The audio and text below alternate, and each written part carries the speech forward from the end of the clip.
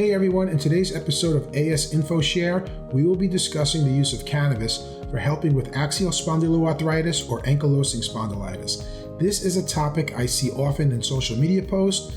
There's a lot of misinformation out there, so we decided to conduct our own research and present our findings to our listeners. Stick around.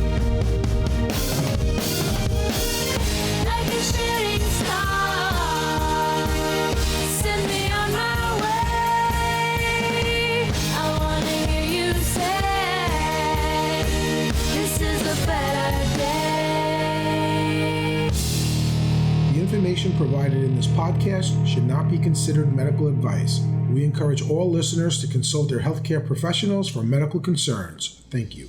Hey everyone, and welcome to another episode of AS Info Share.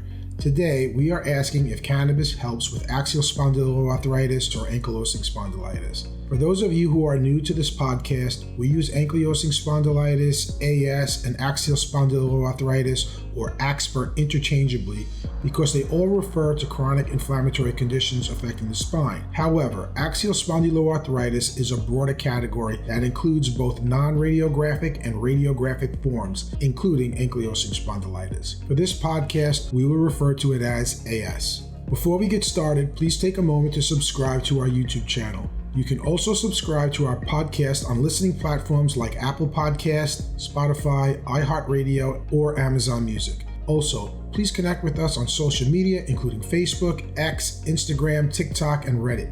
And please visit our website, asinfoshare.com, for more content, updates, and product recommendations for those dealing with the condition. If you enjoy the show and want to support us, consider contributing through Buy Me a Coffee. You can find a link within the description or comments, as well as our website, asinfoshare.com. And always feel free to leave us a comment. We would love to hear from you. Now, let's get into today's episode. Cannabis might seem like a modern remedy. Still, its history as a medicine stretches back thousands of years. Ancient Chinese, Egyptian, Indian, and Greek texts all document its use for pain, inflammation, and muscle stiffness. Fast forward to today, and renewed interest is focused on two of its most studied compounds, THC, which causes that familiar high, and CBD, which doesn't, but may still ease pain and inflammation. Meanwhile, interest specifically in cannabis for AS is growing, though research is still limited. A 2021 review found that about 15% of people with rheumatic diseases, including AS, reported using cannabis, and these users reported average pain drops from about 8.2 to 5.6 on a 10-point scale. Still, these may have been subjective, non-blinded reports and not placebo-controlled trials. So while the use is increasing, the evidence remains preliminary, and that's exactly what we're here to unpack today. We will look into whether or not THC or CBD could ease your pain, reduce inflammation, or even slow the disease. I just want to say that I have never tried cannabis as a treatment for my own AS, but I see everyone talking about it, and I must admit I am interested just like so many others. But I want to do my research, and that's what this episode is all about. If you have used it, regardless of whether you found it beneficial or not, I would love to hear about your experience. Please feel free to comment and let us know if it helped, what the side effects are, or any other information you may personally have about it. So let's talk about what is cannabis. Cannabis is a plant that contains hundreds of compounds called cannabinoids. The two most famous are THC, that's the part that causes the high, but also interacts with pain, mood, and inflammation pathways. The other is CBD, or cannabidiol, the part that doesn't cause a high, but may have an impact on inflammation, anxiety, and sleep. Both THC and CBD interact with the body's endocannabinoid system. The endocannabinoid system helps control pain, inflammation, and immune responses in the body. In AS, the system may help reduce inflammation and manage pain, which is why cannabis is sometimes explored as a supportive treatment. AS is an inflammatory arthritis of the spine and sacroiliac joints. It's driven by immune chemicals called cytokines, especially TNF-alpha and IL-17, which trigger pain, stiffness, and can eventually cause parts of the spine to fuse. Doctors usually start treatment with NSAIDs, like naproxen or ibuprofen, for symptoms. NSAIDs help symptoms. They don't stop the disease from progressing. The real game changers are biologics like TNF or IL-17 inhibitors, as well as JAK inhibitors. These are the therapies proven to slow the disease and reduce inflammation. So what about cannabis? In lab studies, Both THC and CBD reduce cytokines like TNF-alpha and IL-17. But here's the catch. Lab studies show what might happen in theory or in controlled conditions.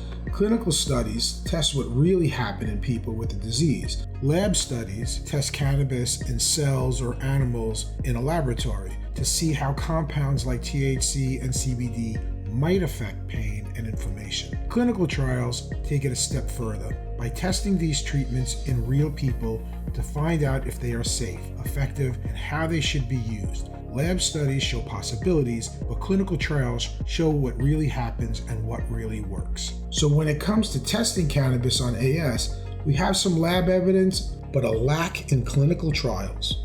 So why so little research? A few reasons. For decades, cannabis was illegal in the US and restricted in many countries, making research very difficult. It's a plant, it's not a single molecule. So different strains, ratios of THC to CBD, and delivery methods make standardization tricky. There's also little financial incentive. You can't really patent a plant, so big pharmaceutical companies have little interest in investing. Finally, AS is not a common condition, so there are fewer disease-specific trials. Now let's compare cannabis with other medications used to treat AS. Biologics like TNF and IL-17 inhibitors, those are the gold standard, proven to reduce inflammation, improve mobility, and slow or even stop disease progression. JAK inhibitors, which is a new popular medication in line with biologics in many ways. These are oral medications that block cytokine signaling, effective for many patients, but like all medicines, including biologics, they come with their own risks. NSAIDs are usually the first option for pain and stiffness. They're good at helping symptoms, but don't slow the disease. Exercise and physical therapy are essential for posture, mobility, and quality of life. Not an anti-cytokine drug, of course, but critical for long-term outcomes. Disease-modifying anti-rheumatic drugs, or DMARDs, such as sulfasalazine or methotrexate, may help with peripheral joint symptoms, but they are not effective for spinal disease and ankylosing spondylitis. Then you have cannabis, which is on the lower end, and it may help some patients with pain, sleep, and stress, but there's no evidence it slows the disease. You also have things like omega-3s, turmeric, and other supplements may have a mild anti-inflammatory effect at best. These, like cannabis, may be beneficial as additional treatments, but not replacements. So what are the pros and cons of cannabis for AS?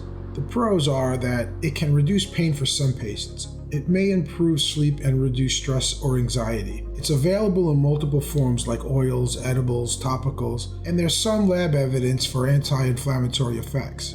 But the cons are that there's still no clinical proof it reduces inflammation or slows AS. It may also have side effects like brain fog and fatigue. And if you have AS, you know that these are two of the symptoms you're trying to get rid of. It also may reduce the effectiveness of other medications. If you choose to take it by smoking it, it can harm your lungs, and that's not something you want. There are still legality issues in various regions.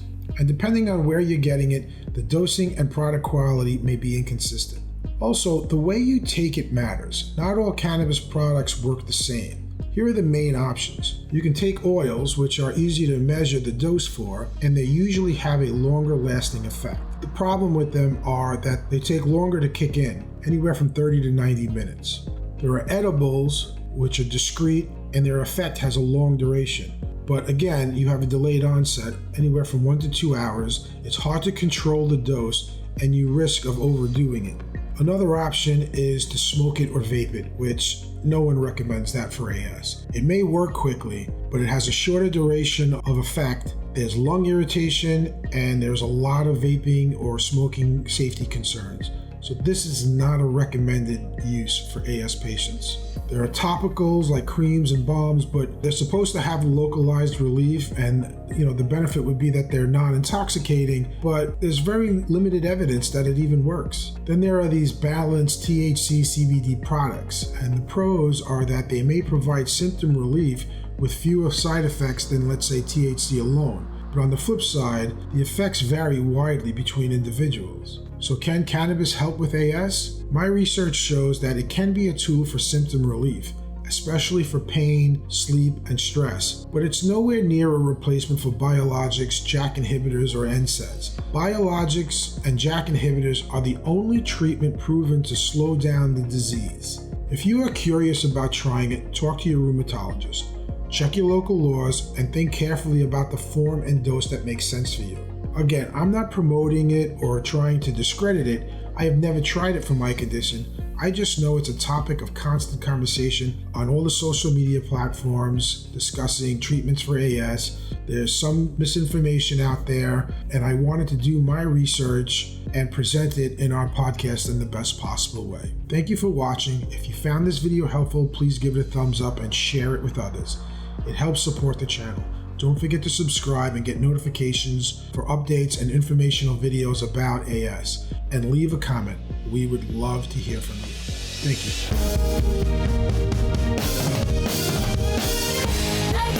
you.